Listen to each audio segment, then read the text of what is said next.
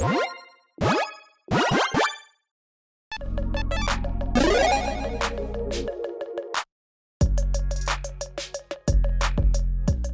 everyone, Mitch coming in from the Commander Score Studio. Welcome to the show. So today's episode comes to you courtesy of Matthew, who's been supporting this channel as a general tier patron.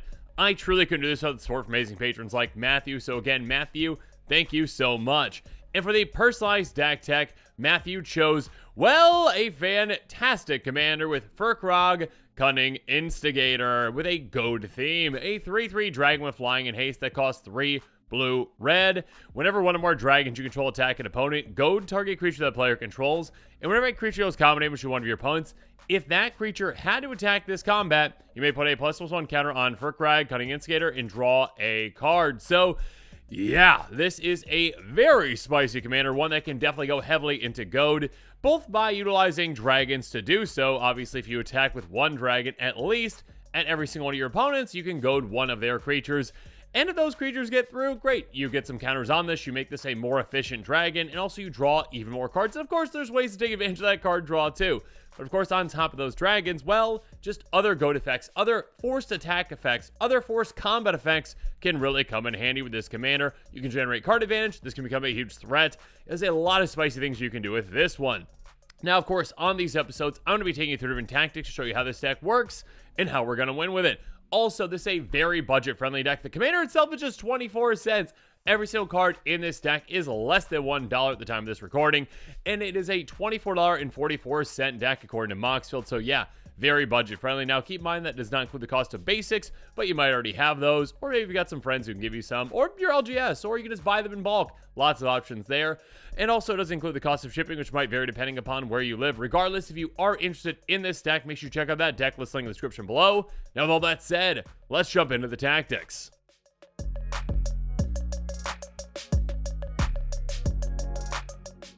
Let's start things off at tactic number 1, Fire Me Up. And of course, first up there is Wayfarer's Bauble. Pay 2, tap, sacrifice, get a basic land into play, taps.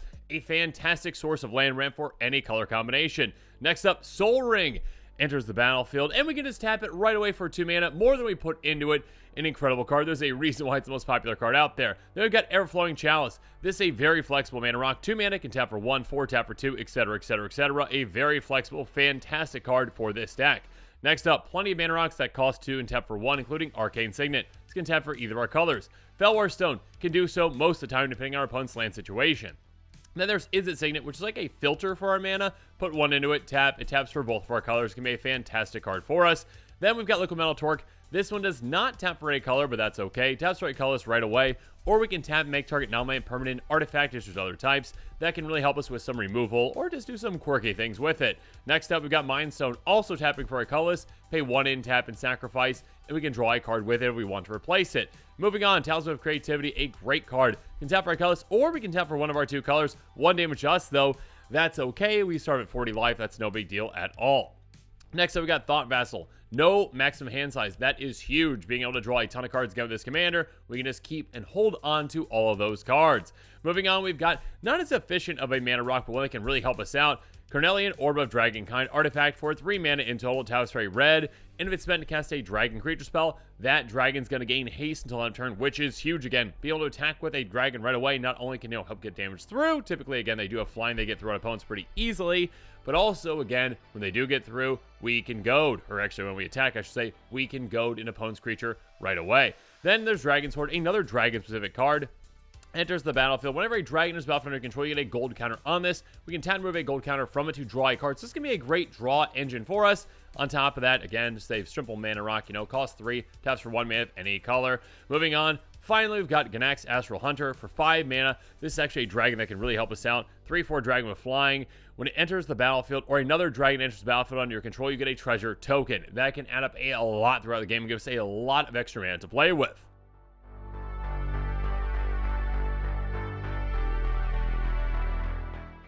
But of course, we've got plenty of other dragons to play with as well. So let's move on to tactic number 2, Dance with Dragons. First up, Low to the Ground, Incredible Dragon. Sprite Dragon, 1/1 flying haste. So again, we can swing with it right away. On top of that, For casting non-creature spells, this gets pumped as well, which is very nice. But again, yeah, just a great way to continually goad our opponent's creatures. Next up, Chaos Dragon. Yeah, this is quite chaotic and quite fun. 4/4, flying haste again, so it can attack again right away. On top of that, it has to attack each combat fable, which is completely fine with us. Beginning of combat of your turn, each player rolls a d20. If one of our opponents had the highest roll, Chaos Dragon can't attack those players or planeswalkers they control this combat. So, yeah, we're going to be swinging, and that's just what we care about. Moving on, Torian Mauler. This might not look like a dragon, but it is a dragon because it is a changeling, so it's every single creature type. A 2/2 that says when our opponent casts a spell, you may put a counter on this. So this can become absolutely massive throughout the game. A really heavy hitting dragon for us, and yeah, keep on goading. Next up, Opportunistic Dragon. This can help us out in multiple ways. 4/3 flyer. Again, a low to the ground dragon, just costs 4 mana. When it enters the battlefield, choose target human or artifact opponent controls. For as long as this remains on the battlefield, you gain control of that permanent. It loses all abilities, can't attack or block. So you have to steal something temporarily. That is quite nice. Next up, Territorial Helicite. Again, for 4 mana, a 6/5 with flying and haste, beginning of combat on your turn, choose an opponent random that didn't attack during last combat. Attacks that player's combat fable. If it can't choose an opponent, it's going to be tapped. That's okay. Again, being low to the ground and aggressive is key for this kind of a commander. Next up, Varric's Bladewing. This is a flexible card. A 4/4 dragon for 4 mana with flying. Nice. On top of that, it's got kicker for 3, and if we kick it, we end up getting yet another 4/4 flyer. So yeah, again, getting more dragons into play is going to be great, so we can just keep on goading. And then finally, we've got Nimbus of the Firemind, a fantastic card in this kind of a deck. A 4/4 flying dragon for 6 mana in total. And on top of that, whenever you draw a card, it's going to deal 1 damage to any target, and you can tap it to draw a card. We're going to be drawing a lot of cards throughout the game, so it's going to be a lot of damage that we can dish out to creatures, planeswalkers, our opponent's faces, whatever you need to do.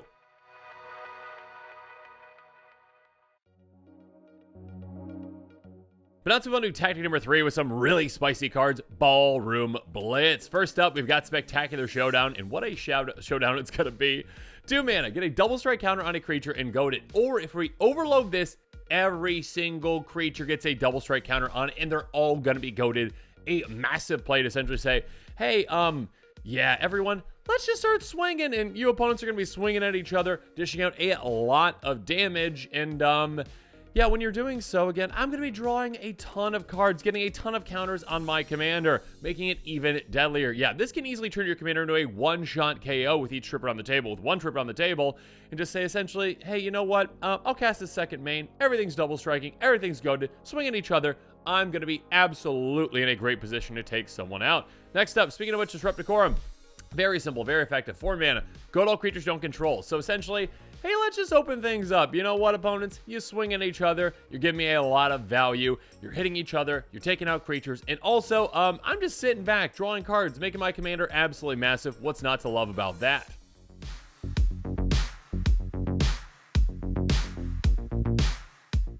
But of course, we're nowhere near done with goading just yet. So let's move on to tactic number 4, keep swinging. And keep swinging, well, they shall. I was going to say we shall, but our opponent shall. Bloodthirsty Blade, a great one. Equipped creature gets +2 with 0 and is goaded. You can pay 1 to attach to any opponent's creatures at sorcery speed. Have fun with that. Just make that creature hit harder and hit your opponents. Next up, Agitator Ant. A great repeatable one. At the beginning of your end step, each player may put 2 counters on each creature they control, on a creature they control. Goad each creature that counters opponent this way.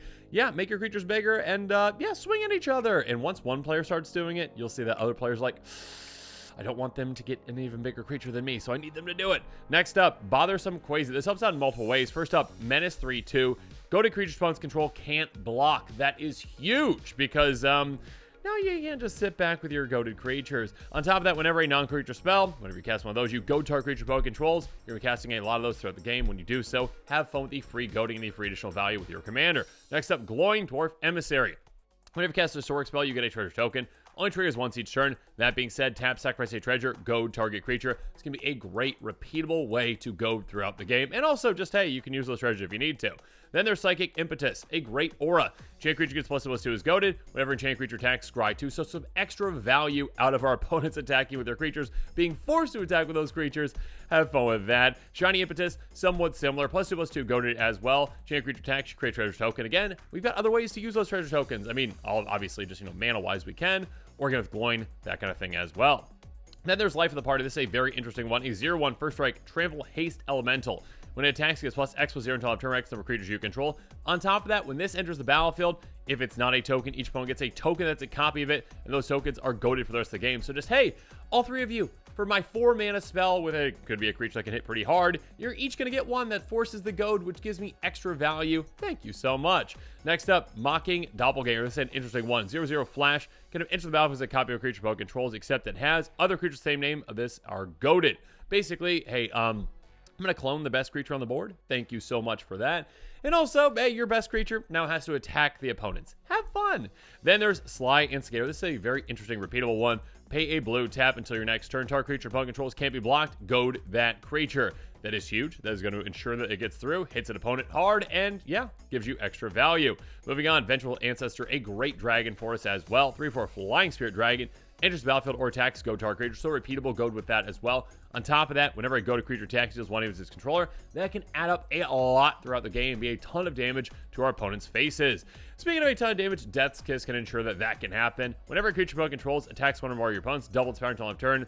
That is huge. That is massive. That is saying, let's have them hit even harder. Let's have you take each other out even faster. On top of that, Monstrosity for XX and a red. When it becomes monstrous, go up to X for creature opponent control. That can be a huge play. Again, just save up a bunch of mana, utilize it, goad every single creature you can, make your opponents hit each other incredibly hard, finish things out. And speaking of finishing things out, Geode Rager is a great one. Landfall, whenever a land is battlefield under control, goad each creature target player controls. Goading an entire player's army can be massive, leave them wide open, make them do your dirty work for you. And yeah, if you've got, say, like a fetch land or like Wayfarer's Bauble, you can do this multiple times throughout the turn.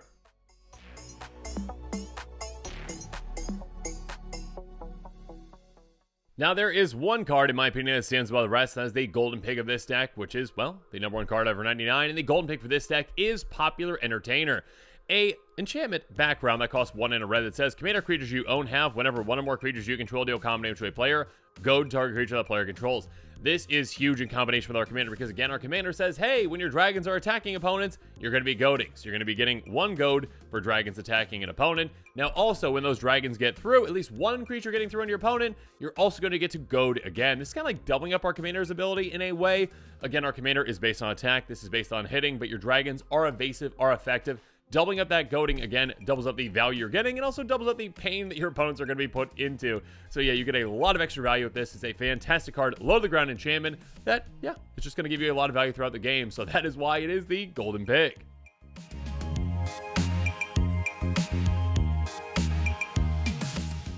But now to move on to tactic number 6, Swing Away, because although we might be done with goading in a way, we're not done with forcing combat, because Goblin Spymaster is a fantastic card for this deck. 2 in Goblin Rogue with First Strike. Beginning of each opponent's end step, the player creates a 1/1 red Goblin creature token with creatures you control attack each combat of Fable. Yes, we're not forcing them to attack opponents necessarily, but that might be their best play, because we're going to be decimating our opponent's armies. We're probably going to have a pretty big army, including our giant commander, and they might not want to swing into us, so they're going to have to force to swing into other players, and when they do so again, our commander is going to benefit us. So we're also going to be running Warmonger Hellkite, a dragon, another dragon that can help us out, 5/5 flying.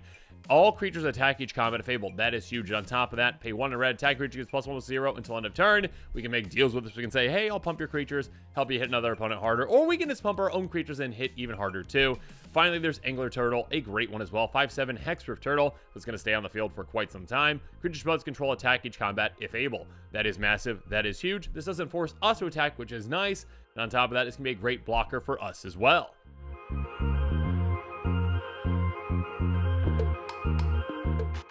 Now, we've already thrown a lot of wrenches into our opponent's plans, but we're not done messing with them just yet. Let's move on to tag number 7, Burn It Down. First up, Aether Gale, 5 mana, bounce 6 things. What's not to love about that? Moving on, Demanding Dragon, yet another great dragon in this deck. 5 mana, 5/5 flyer, ETBs, 5 damage to an opponent unless they sacrifice a creature, so more pain and punishment for them. Speaking of which, Icefall Regent, 4/3 flyer, ETBs, tap down an opponent's creature for as long as you control this one, and also if your opponents try to cast spells that target this, hey, it's going to cost 2 more to do so. Moving on, Lozan Dragon's Legacy, 4/2 flyer, that costs 5. Whenever you cast an adventure or dragon spell, deals damage equal that spell's mana value to any target that isn't a commander, so this can take out a lot of creatures and planeswalkers throughout the game. Next up, Horde Smelter Dragon, 5/5 flying dragon for 6 mana. Pay 3 in a red, destroy an artifact, and then this gets pumped based on its mana value. Yeah, this can get pumped quite a bit, and also just a repeatable way to take out artifacts. That can be huge. Then we've got Kyrie the Swirling Sky, flexible in what it can do when it dies, because when it dies, you choose one, return any other target non-land permanent's total mana value 6 or less to owner's hands. This can be fantastic, especially against token builds. Goodbye all of your tokens, because those don't cost anything. On top of that, mill 6 cards, return 2 instant source cards from your grave to your hand, so if we need some extra card advantage, let's do that. Next up, Ryusei the Falling Star. 5/5 Flying Dragon. When it dies, 5 damage to each creature without flying. This is kind of like a one-sided wipe in a way for us. Next up, Steel Hellkite. We can pump this if we need to, but also pay extra each non-land permanent mana value X or less. That was dealt combat damage by Hellkite this turn. Activate only once each turn. This can just wipe out someone's, 3 mana cards, 2 mana, whatever it is. Depending on the best situation that we're in, that we need to take them out, we can do that. Then we've got Drek'Seth, Maw of Flames. 7 mana, massive dragon, 7/7 flyer. Whenever it attacks, deals 4 damage to any target and 3 damage each of the 2 other targets. So basically, Lightning Bolt plus and 2 other Lightning Bolts. Just spread out to take out some targets or just burninate our opponent's faces.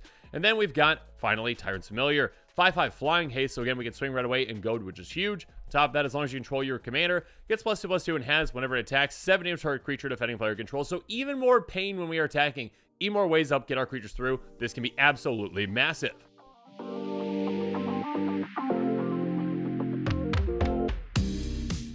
But now we want to do tactic number 8, Dragon Scales, because yeah, we need to protect our position as well. First up, we've got Negate. Counter target non-creature spell. This can solve a lot of issues for us. Next up, Swiftfoot Boots. Speaking of which, equip creature has Hexproof and Haste, equip 1. First up, with our dragons, this can be great to give them haste, help them swing right away for that Goad. On top of that, yeah, just put this on your commander. Protect it with that Hexproof, that can be fantastic. We also have a dragon that helps out as well. Thunderbreak Regent. 4/4 Flying Dragon, low the ground again, only 4 mana.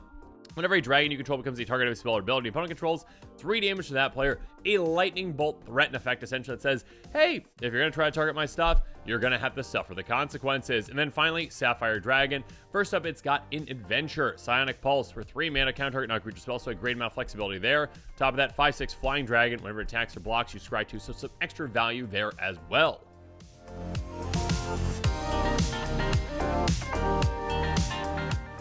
Now, when it comes to digging down into our deck on top of our commander's ability, we've got tactic number 9, Dragon's Horde. Throw a possibility, discard 1 card, draw 2. That is huge. Then we got Curse of Verbosity. This can also encourage your opponents to attack, well, not us, and if they're forced to attack anyways, well, you go for someone else. Curse of Verbosity, enchant a player. Whenever enchanted player is attacked, you draw a card. Each opponent attacking the player does the same, so some extra value for us too. Next up, Factor Fiction is a solid spell. Top 5 cards, 2 piles, and opponent chooses. You get to choose one of them. That goes in your hand, other goes in your graveyard. There's Backdraft Hellkite. This one's gonna say, you know what? I'm a very, very, very spicy dragon as it is. 4/4 Flyer for 5. Whenever I attack, each instant sorcery card in your graveyard gains flashback until end turn. Flashback equal to its mana cost. So again, get extra value out of those cards out of your graveyard. Speaking of dragons, Imrith Desert Doom, 5/5 Flyer for 5. Has Ward 4 as long as it's untapped, so that can be huge. On top of that, if it deals counter to a player, you draw a card. If you've got fewer than 3 cards in your hand, draw cards equal to the difference. This can help us replenish a lot of cards when needed. Speaking of that, Rune Horn Hellkite.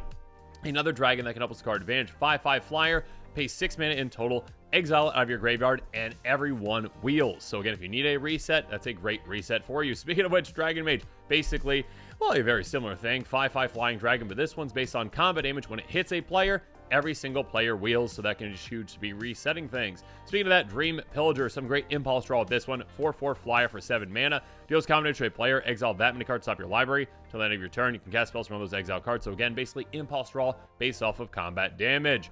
And speaking of damage, Null Spine Dragon has something to say about that. 7/5 Flyer, ETBs, you may discard your hand and draw cards equal to the damage dealt target opponent this turn. Again, you got a lot of evasive creatures. You got a lot of ways to actually goad players and force them to, well, be out of balance when it comes to actually being able to block. So yeah, just get through with a lot of damage, draw a ton of cards thanks to this. And when it comes to a ton of cards, Thought Reflection, incredible card with this kind of a commander. If you draw a card, draw 2 cards instead. So again, with all that goading, with all that drawing, let's double it all up.